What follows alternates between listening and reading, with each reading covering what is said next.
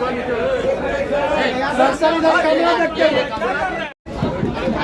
से नहीं मिल रहा सर, बढ़िया से नहीं मिल रहा, पूरा मन से मिल रहा सर।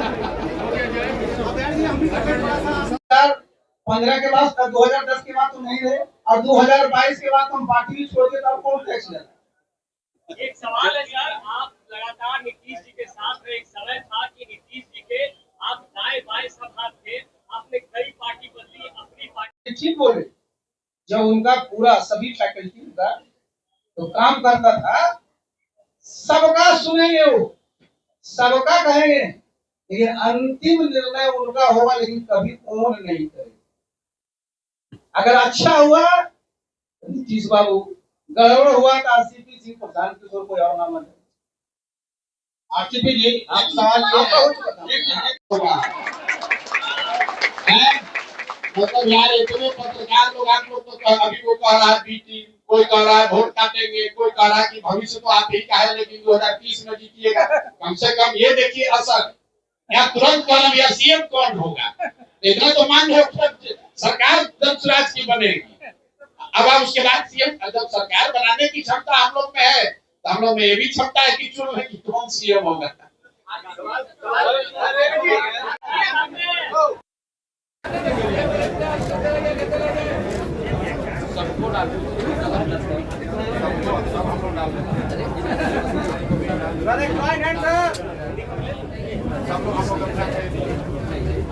बिहार का एक मिसाल ले लीजिए भैया, खोलना वो भैया सर एक बार दिल मिला हुआ है तो हाथ जुड़वा रहे हो। चलिए इधर इधर इधर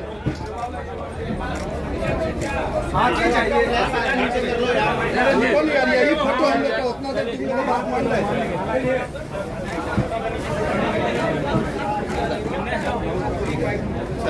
चलिए बहुत बहुत धन्यवाद। और मैं इनको एक बार नहीं, मैं बार बार बोलता हूँ कि हम लोग तो, हमारी 2 बेटियां, हमारी पत्नी, हम कहते थे कि भाई 4 वोट में 3 वोट तो आप ही का है। तो ये जो लोग बाहर फैलाए ना, ये बताइए हमारा उसमें प्रशांत जी से किस बात के लिए वो होगा। तो जिसने भी मार्केट में बात की है, अरे क्या चीज का पाप, जरा बताइए, जरा मैं बताइए। मैं सांसद था, 1 मिनट बोला, मैं सांसद था, मैं तो सांसद का काम देखता था। संगठन में जो नीतीश बाबू काम देखते थे वो देखते थे, और जहां भी कहीं हम लोगों की चुनाव की बात होती थी वहां होता था, तो चाहे हम आए प्रशांत जी, अगर कोई भी चीज होता था हम लोग बोलते, कभी ये बात ही नहीं होती। और इस तरह की बात अगर आप बोले तो हमको कुछ लगा कि अच्छा एक बात। एक सवाल हाँ बोलिए, आप ही बोलिए क्या मतलब, क्या व्यवस्था का मतलब होता है कि जितने तरह के आपके कानून बने हुए हैं, जितने तरह के आपके नियम बने हुए हैं, उसमें बदलाव आते रहना चाहिए। कोई व्यवस्था परिवर्तन का मतलब कोई तो होता है ना, जो जिसको हम लोग कहते हैं जब कोई रिवोल्यूशन होता है, या आपने सत्ता का सिर्फ जो है उसको परिवर्तन कर दिया, होता है गुड गवर्नेंस। और अगर गवर्नेंस का क्या होता है कि जो भी आपकी पॉलिसी है, चाहे वो सर्विसेज की चीज हो, कोई सुविधा देने की बात हो, किसी चीज की बात हो, हैसल फ्री जिनके लिए है वो मिले। अब आप कहिएगा, आज मैं बताता हूं, मुख्यमंत्री जी कहते हैं कि हमारा कार्यक्रम है सरकार आपके द्वारा, और चले जाइए, कौन सा काम सरकार किसी भी घर में जाकर कर रही है। और मैंने एक बार नहीं, मैंने आपको एक उदाहरण देता हूं, तब आपको और स्पष्ट हो। हमारे विद्यार्थी है, उनको आय प्रमाण पत्र चाहिए, उनको जाति प्रमाण पत्र चाहिए, उनको निवास प्रमाण पत्र चाहिए। जब पूछिएगा मुख्यमंत्री से कहेंगे सब ऑनलाइन कर दिए हैं। जब वो लड़का अप्लाई करता है तो पता चला उनका सर्वर डाउन, और ऑफलाइन बिना पैसा दिए कहीं नहीं मिलता है, इंक्लूडिंग उनके हर 9 ब्लॉक। मैंने कहा था, अब आप कहिएगा आप क्या करिएगा, व्यवस्था में एक उदाहरण के साथ बताऊं। मैं बार बार बोलता हूं कि जब इलेक्शन कमीशन प्रत्येक नागरिक को इलेक्शन अपना वोटिंग कार्ड दे सकता है, तो भाई हम क्यों नहीं बिहार के सभी लोगों को, हमारे पास सभी इंफ्रास्ट्रक्चर है, लोग हैं, उनके घर पर प्रति वर्ष 31 मार्च के पहले ये जो प्रमाण पत्र है पहुंचा दिया जाए, या उनका अधिकार है।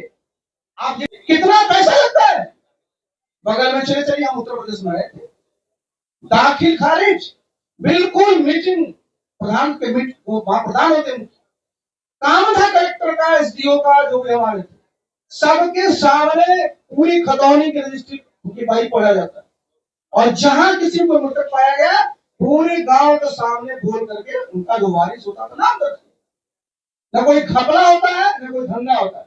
यहाँ पता चला कि साहब यहाँ जाइएगा, जिस अंचल को कोई पूछता नहीं था, मैं मजाक में प्रशांत को कह रहा था, ये अंचल एक जमाने में ड्राई पोस्टिंग थी और ब्लॉक था जो वेट पोस्टिंग था, उल्टा हो गया। तो ये देखिए, आप कोई छोटी छोटी चीजों को करेंगे तो परिवर्तन दिखेगा, और वही सुशासन। उसमें उन चारों पांचों लोगों की क्या भूमिका थी?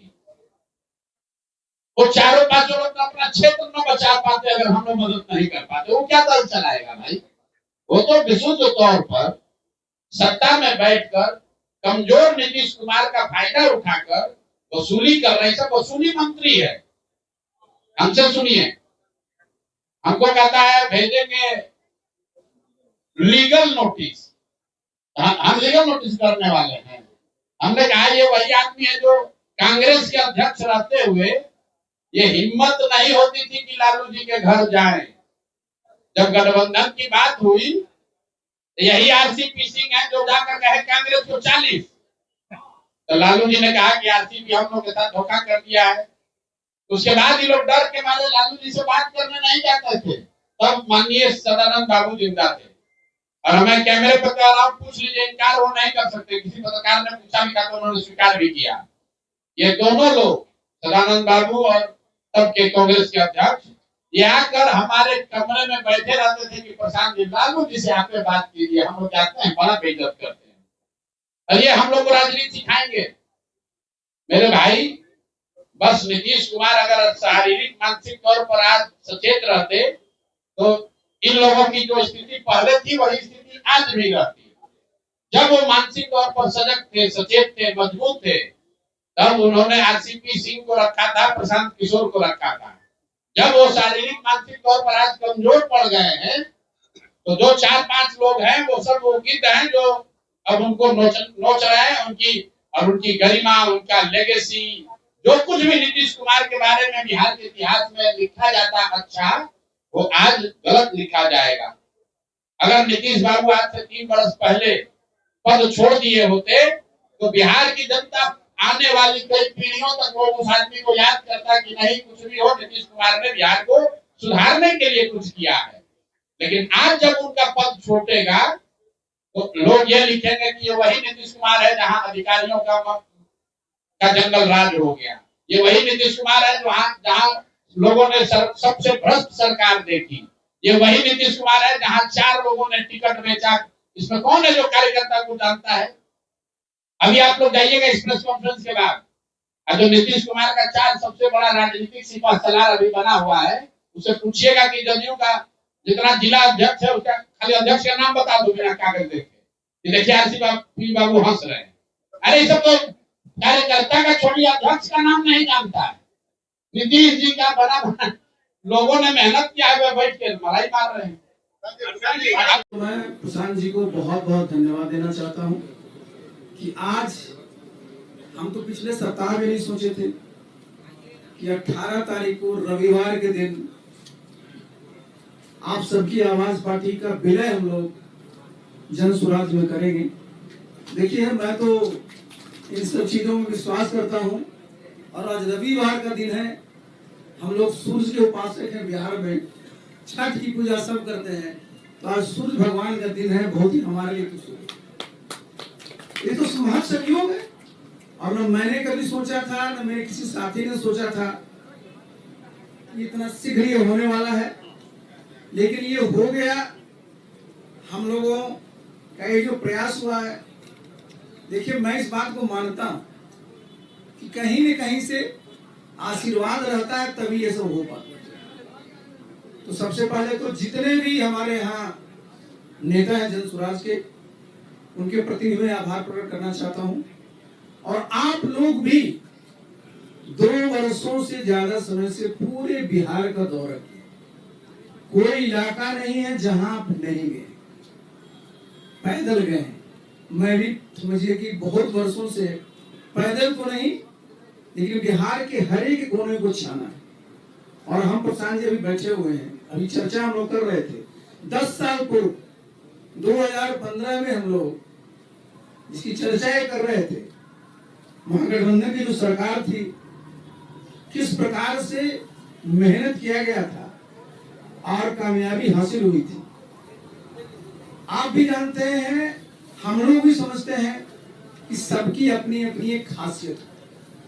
और बिहार में भी क्या है, सब लोग बोलता है कि साहब दो बहुत मजबूत संगठन है, एनडीए है, इंडिया है। हमने कहा कि एनडीए में भी हम लोग काम किए हैं, इंडिया में भी काम किए हैं, और हम दोनों तो इन लोगों के लिए मजदूरी की है, मजदूरी किए हैं। और अपनी पहली बार जब अपना घर हम लोग बना रहे हैं, तो भाई ये तो मजदूरी नहीं, ये तो अपने ही लिए हम लोग करेंगे। और हमारा घर क्या है, हमारा घर ये सुंदर बिहार, खुशहाल बिहार है। और इसके लिए आप देखिए, जहां भी आप देखते हैं, जहां मैं सुनता हूं प्रधानमंत्री जी को बहुत कस करके कहते हैं कि 2047 में विकसित भारत बनाना है। बिहार के बारे में चर्चा नहीं होती। बिहार में कहीं आप लिखा रहेगा विकसित बिहार, लेकिन जितने भी पैमाने हैं, जितने भी मानक हैं, अगर देखिएगा बहुत बहुत पीछे। मैं एक बार नहीं, मैं कई बार मीडिया साथियों के सामने कर रहा हूँ, मैं रिपीटिंग करने के बावजूद भी मैं कर रहा हूँ। क्या आप देखिए, किसी भी प्रदेश के प्रति व्यक्ति है भाई, भारतवर्ष में करीब करीब 2 लाख रुपया है। बिहार में आज भी 60,000 नहीं पार कर पाए। और 2047 में जब राष्ट्रीय आय 15-16 लाख हो जाएगी, तो अगर यही स्पीड रहा तो बिहार उस समय भी 3-4 लाख पड़ेगा। तो जरूरी किस बात की, इसकी चर्चा प्रशांत जी कर रहे थे कि भाई वो बिहार, यहाँ क्या होता है, सब लोगों को डिमोरलाइज किया जाता है कि बिहार में कुछ नहीं है। क्या बोलते थे कि यहाँ बालू है, फिर एक नाम ले लेते, मैं नाम नहीं लूंगा, और फिर कहते थे आलू है। मतलब कहीं यहाँ कोई खनिज संपदा है ही नहीं।